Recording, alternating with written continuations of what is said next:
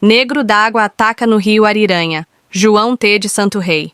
Eu vou contar aqui o que meu tio disse que um vizinho disse, que viu essa matança. Eu confiava em meu tio e ele acreditou no Aristide. Ora, essas histórias de nego d'água eram muito curtas. Muitos canoeiros cortaram a mão do dito cujo, que tentava derrubar no rio o remador. Era aí que o cabra metia um golpe de facão nas mãos daquele bicho meio gente. O sinal do corte ficava lá na tábua da canoa para quem quisesse ver. Eu mesmo vi. Mas onde foi parar essa tal de mão seca e guardada no sal? Meu tio foi morar naquele fim de mundo, depois da pirraça e do porteirão, às margens do Rio dos Bois. Mas o caso se deu ainda mais longe. O fazendeiro de lá, o João Feio, todo ano ia pescar no Mato Grosso e levava esse meu vizinho, o Aristide, para cozinhar para a turma. E um filho dele ia junto, de ajudante. Esse pessoal que enche caminhão e sempre vai pescar lá longe costuma arranchar no mesmo ponto. Eu mesmo não gosto desses movimentos. Só pesco pro gasto, sozinho, caladinho.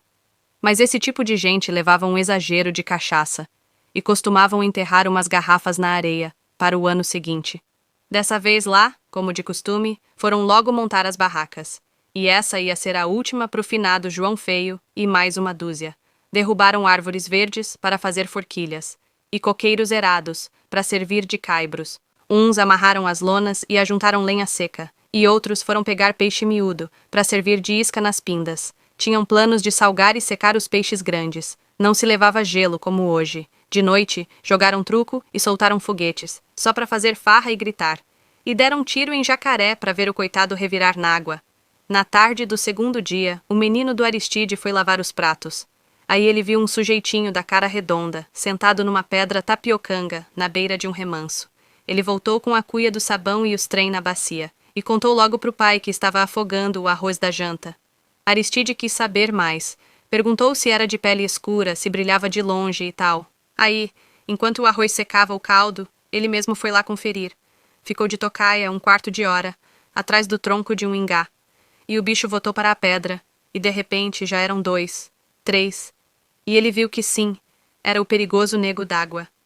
Enquanto servia a janta em 2 grandes panelas, o cozinheiro falou com o fazendeiro, que logo trocou uma ideia com os colegas. Mas ninguém quis acreditar no cozinheiro. Chamaram o menino de medroso, logo eles que buscavam a coragem na garrafa de pinga.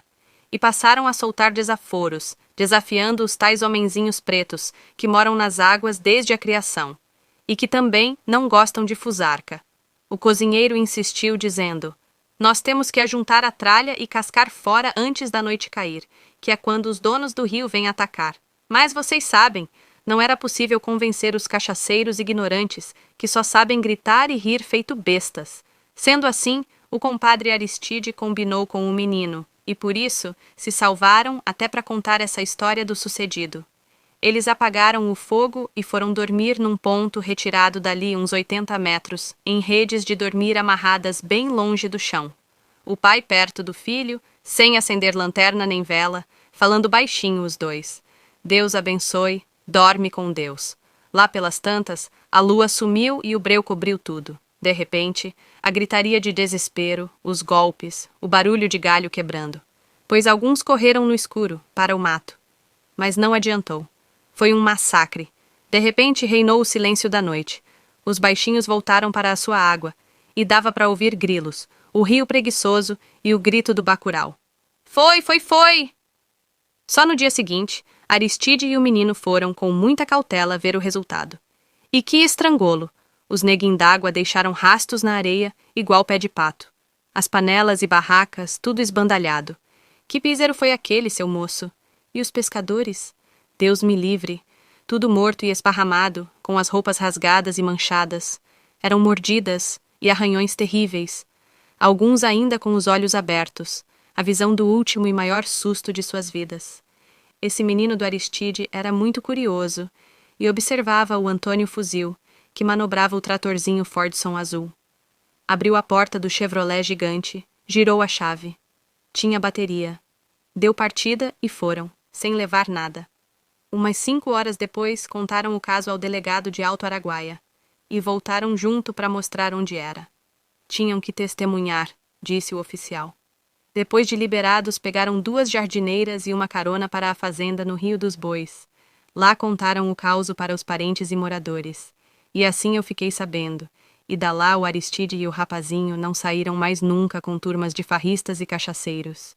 Passaram a fazer que nem o titio. Se dão vontade de comer uns piaus fritos, armam um jequi no corgo que passa no fundo do mangueiro.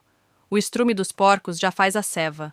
Aí trazem para a madrinha fritar, já limpos e escamados, só os maiores, para salgar. E soltam os outros peixes, para crescerem livres, entre o Rio dos Bois e a represa da fazenda do finado João Feio. Moral da história? Nem tanto, mas minha professora Dona Yara dizia que muitas vezes a explicação de um mistério está na cara, bem estampada na testa. Ora, nem ela nem eu queremos desencantar o mundo. E por favor, se contarem esse caos adiante, não chamem de lenda, nem de folclore. Obrigado.